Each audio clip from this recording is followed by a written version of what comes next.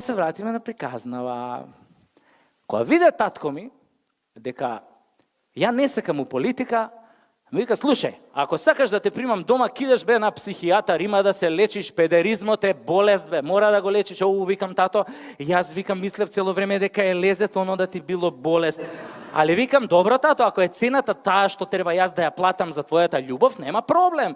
Јас кидам на психијатар за да видам колку сум болен. И отидов право кај овој познатиот психијатар Стојко Пушев. Он се прослави по тоа што излегуваше на телевизија и тврдеше дека хомосексуалноста е болест и дека може да ја лечи со ефикасен третман.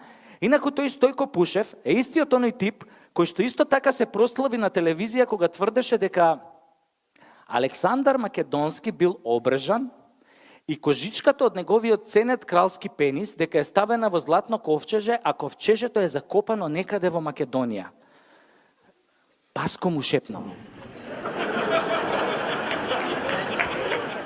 И уште кажа дека кој го најде кожичево, ке се стекнал со огромна моќ и бериќет. Тоа е исто као со крстот.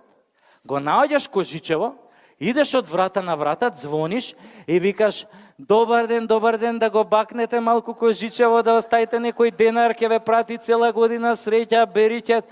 Ај си викам, добре, еве, оваа година ќе го најдеме на Александар, ќе обакнуеме. Ама чие кожиче ќе бакнуеме следната година? Она на цар Самуил или она на крали Марко? Или не дај Боже да дое такво време да го бакнуеме кожичето на Црна Арапина. Добро, не се отидов кај доктор Стојко Пушев, нели влагам внатре, му викам, добар ден докторе Пушев, јас сум педер. А он мене вика, хајде бе Кира да му го запоебам, па ти не си педер, ти си само малку настинат, тебе стручно кажано газот ти диши да му го запоебам.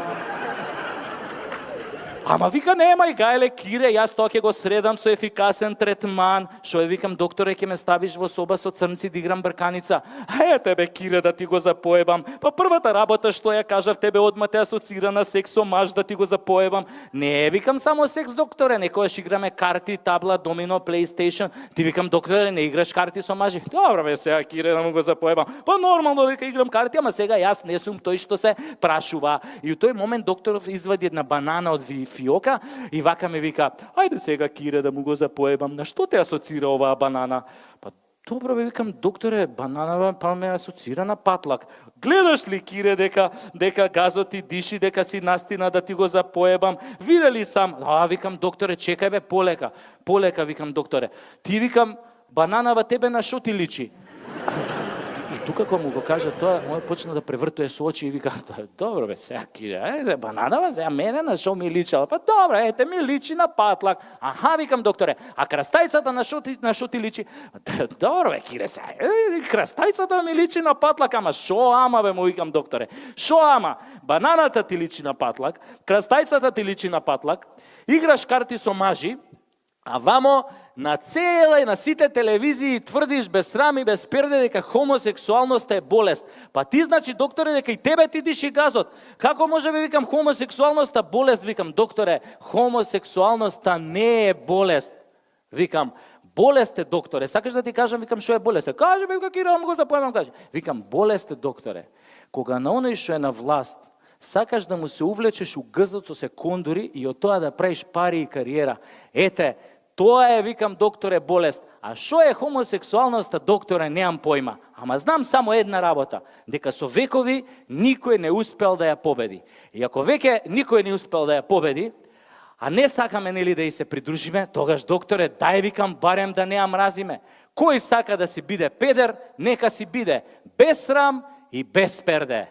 А сега на коњи, брзајте вказ, оти ке треба да дадете газ. Ако ве сретне трубадур, фатете го сите за тра-ла-ла-ла-ла-ла-ла.